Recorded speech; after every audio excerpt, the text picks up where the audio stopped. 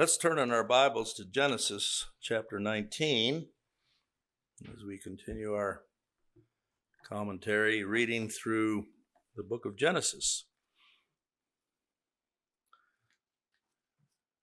This is the history of redemption that we're reading about here.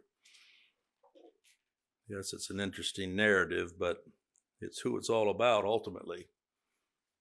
Let's not forget that the whole purpose for Abraham even being brought into the world was that seed that should come from him, through him. Not seeds, but the seed through whom the nations of the earth would be blessed. That is the elect throughout the nations of the earth. And that seed is Christ. That's what we read, what Paul wrote to the Galatians. But now, the Lord having spoken to Abraham, and Abraham having prayed for the sparing of Sodom and Gomorrah, and it became evident that Abraham had to stop praying, asking. The Lord brought him to see that nothing could stop the destruction of Sodom and Gomorrah. So here in verses 1 to 3, we're going to look at Genesis 19 from verse 1 down to verse 26, the Lord willing, if we can get that far. But here we have two angels that come to Sodom. More than likely two of the three that had come and visited Abraham and Sarah to speak of the birth. These were on a mission. They continued on. Remember, one of those was likely a pre-incarnate Christ that came and spoke of that seed that he and his wife should bear, forthtelling that he would be that seed. But here these two angels now, messengers, that's what the word angel means, and they came in the form of men. It says they came to Sodom at even. And Lot sat in the gate of Sodom. To sit in the gate meant that he sat in a seat of authority. So even though he was in Sodom, and it was a wicked city, yet he had gained enough respect among the citizens to where he was named among the leaders of that town. That's why he sat in the gate. And Lot, seeing them, rose up to meet them. That's what his role was, to monitor any that came in and out. And he bowed himself with his face toward the ground. So there must have been something about them in approaching that indicated to him these were not just ordinary travelers coming through. And he said, "Behold now, my lords, turn in, I pray you, into your servant's house, and tarry all night, and wash your feet, and ye shall rise up early and go on your ways." And they said, "Nay, but we will abide in the street all night." So here we have these two visitors, again, that had departed Abraham. Particularly, we know that from verse 22 of the last chapter. The men turned their faces from thence and went toward Sodom. But Abraham stood yet before the Lord. So two of them went on. The other that had come was the Lord. And who knows what all they communed together. But again, it was that Abraham would see that this was for the destruction of Sodom. You say, what was Abraham's interest in Sodom? Well, it was his nephew. It was that family that was there. And that's how he pled that God would not destroy them along with the wicked of the city. And here's the first time we see that these two men are actually identified as angelic beings who first accompanied the Lord when they visited Abraham there in Mamre. Now, some say we have no reason to believe that Lot necessarily knew that they were angels when it says that he bowed himself with his face toward the ground and called them lords. That would be masters. That was just a way or manner of speaking of respect. But he was soon to find out that they weren't any common visitor, just like Abraham would find out. So sitting in the gate of Sodom, and some see that as compromise, but as we know, the testimony that God gave of Lot, he was a just man who vexed his righteous soul day and night. And if he thought to have any influence in that city, probably it would be as part of being a city councilman, getting into a position where he could affect some of the directions of the city. That's how I see it, just because the Lord had put him there. Peter makes that clear in 2 Peter chapter 2, verses 7 and 8. While he was there, when it says he vexed his righteous soul, his soul was grieved over what he saw, just like our souls are grieved if we're the Lord's over the unbelief, blindness that we see in those around us. Sodom was not any worse off than any one of our cities where we live right now. If we were to try to escape wickedness, well, first of all, we'd have to kill ourselves, because we have in this flesh everything that's as wicked as the world, only for the grace of God. But then if it was a matter of finding a place to live where you wouldn't have any interaction with the wicked of the world, then you must needs leave the world. But here, while Lot was there, and we know the Lord directed him there, we see that the Lord placed him to show kindness, certainly hospitality that he offered to these. That wasn't unusual. If strangers came into a town, to offer them a place to stay at your house.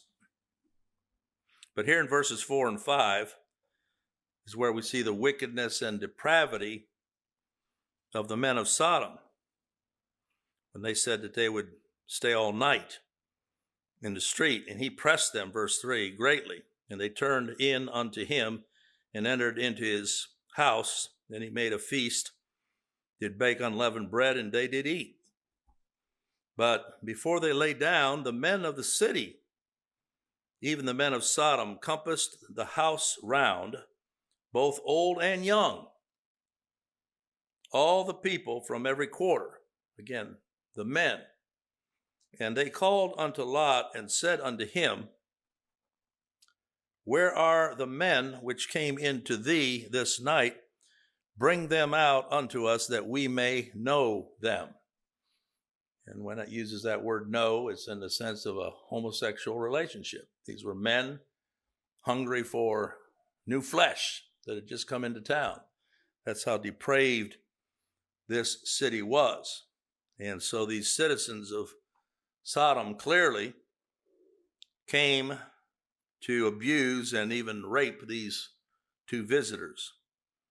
And both old and young, it shows how deep the depravity was. All the people from every quarter surrounded the house, and shows that this entire city was given over to sodomy, immorality, violence. And so for them, this wasn't unusual behavior. That's why you wouldn't want to be a stranger just wandering into that city, especially if you were a man. And yet the Lord, for this reason, would condemn them and would destroy the city. There's a lot that we could say when people say, well, the Bible's not really against homosexuality. Well, you haven't read it. We know in Romans chapter 1, it says that those that commit this abomination, it's called, have been given over to their own reprobate minds. And most people don't see it that way. To do that which is against nature. God established man and woman, Adam and Eve, not Adam and Steve. And you can argue and justify all you want to, but the word stands against you. And I know people say, well, you're born with that propensity. Well, we're all born with a propensity of sin. Doesn't mean that we give ourselves over to carnality just because that's how we were born. And so it takes the grace of God. And certainly we can be thankful. I'm not saying this to look down my nose at anybody, because I've had to work with them, work around them, and have had family members and acquaintances that have been caught up with this, and they find ways to justify themselves, even from the Bible. They will claim David's relationship with Jonathan was such, and it's abominable even to think about. But it's not something the Lord treats lightly. Again, it's a perversion of what God has established as far as his order in creation. And it's just an evidence of the fall, the fact that men would seek to turn that on its head, much as you would have even women today wanting to dominate men, or wives their husbands. Just like the judgment that was rendered to Eve after the fall was that she should be submitted to her husband. But there's today just as much reaction against that as there is against what the Bible teaches against homosexuality. And yet, if we're going to follow the word of God, which we do, then we have to deal with these things straight on and say it for what it is. But here in verses 6 through 9, we find Lot bargaining for the safety of his guests. And you can imagine, being a proper host, that's what you would expect. It says, Lot went out at the door unto them and shut the door after him and said, I pray you, brethren, do not so wickedly. So he knew what their intent was. Now here's the part where people don't understand how could Lot have done this? Verse 8, behold, now I have 2 daughters which have not known man. Let me, I pray you, bring them out unto you, and do ye to them as is good in your eyes. Only unto these men do nothing, for therefore came they under the shadow of my roof. And they said, stand back. And they said again, this one fellow came into sojourn, and he will needs be a judge. They're talking now about Lot. And that's why I said, sitting at the gate, he had moved up in his position and was considered to be a judge. And all of a sudden now they say, this fellow came into sojourn, and he will needs be a judge. Now will we deal worse with thee than with them? And they pressed sore upon the man, even Lot, and came near to break the door. You say, well, what's going on here? Well, Lot was showing them just how depraved they were, and he knew it. They had no interest in his daughters. And so when Lot offered these daughters to them, it was to manifest their depravity. He knew it. He wasn't putting them in any danger by putting them out there. This shows just how depraved they were, that their only interest was in men with men.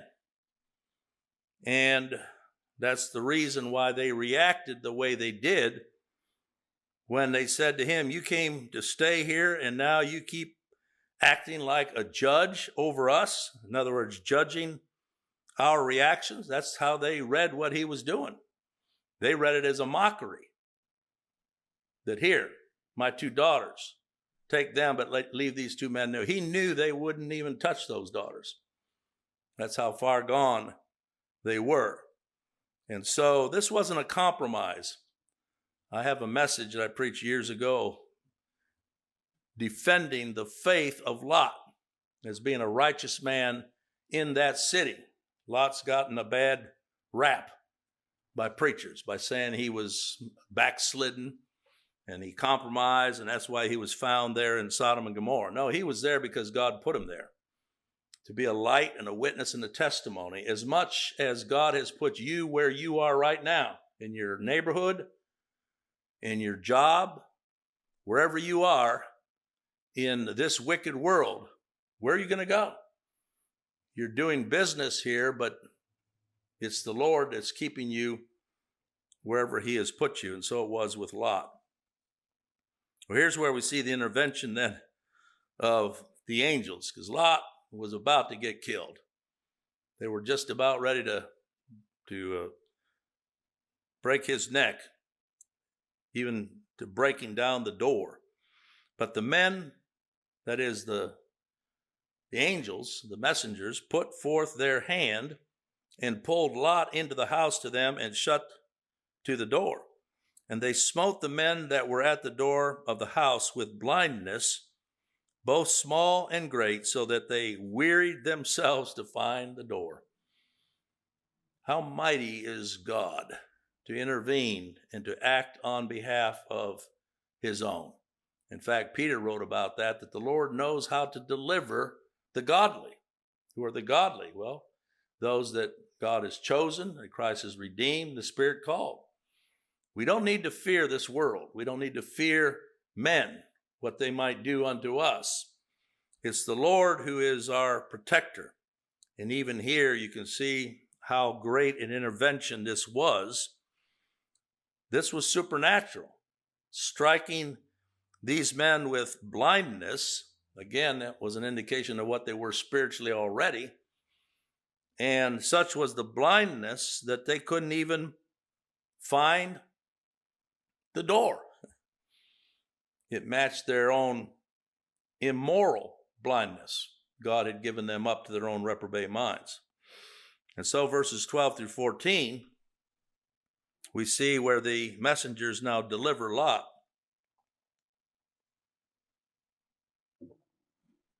And the men said unto Lot, Hast thou here any besides, son-in-law, and thy sons and thy daughters, and whatsoever thou hast in the city, bring them out of this place? I believe they knew he did. This was a question just to get him ready to leave. For we will destroy. It doesn't say we might. They didn't come for negotiating purposes. We will destroy this place, because the cry of them is waxen great before the face of the Lord, capital L-O-R-D. And the Lord hath sent us to destroy it. And Lot went out and spake unto his sons-in-law, which married his daughters, and said, so that's interesting that at least there were some there that had been preserved from this total depravity and were married to some of his daughters. Is up, get you out of this place, for the Lord will destroy this city. But he seemed as one that mocked unto his sons-in-law. Indication there that even though they were his sons-in-law, yet they had not been given faith. And so what he said, even with regard to the word of the Lord, became a mockery. That's pretty much the way it is with any that are natural-minded, unconverted. They would rather joke about, and that's what you hear today, lots of jokes about God's judgment and hellfire and certain ones going to hell to visit and all of these things that isn't to be joked about. Here they seem to be joking. And yet Lot would be brought to have to take a stand. And again, people will try to accuse Lot here of compromise, having given his daughters over to these sons-in-laws that didn't know the Lord, but there was no indication that his daughters even knew the Lord. So I don't believe there was any indication they were being unequally yoked in any way. And Lot himself would have tarried and did tarry, not that he doubted the word of the Lord, but again, out of concern for his loved ones. Any of you ever have concern for family and loved ones and it causes you to linger and be prayerful that somehow the judgment of God would not fall on them? But Lot will be brought to see here in verses 15 to 16 that when the morning arose, then the angels hastened Lot, saying, Arise, take thy wife and thy 2 daughters, which are here, lest thou be consumed in the iniquity of the city. Now we know there was no risk of Lot being consumed because he was the Lord's. And that's why the Lord had sent these messengers. He never sends his messengers after his sheep on a fool's errand. He's going to have everyone that he has purposed to have. And so it was here. But this language is used to show us that it wasn't anything in Lot that made him different. Only the grace of God and the mercy of God. Because it says, while he lingered, the men laid hold upon his hand and upon the hand of his wife and upon the hand of his 2 daughters. And what? The Lord being merciful unto him. And they brought him forth and set him without the city. That's the only reason why any of us are saved and spared, is because of the mercy of God. Else we would be just like Lot here, lingering, not sensing the urgency. I dare say most of us don't even sense the urgency with regard to our loved ones. If we really believed in God's wrath upon those that are outside of Christ, you know what you would do when you sat down at table with any loved one? You wouldn't be partying. You wouldn't be laughing. You wouldn't be telling jokes.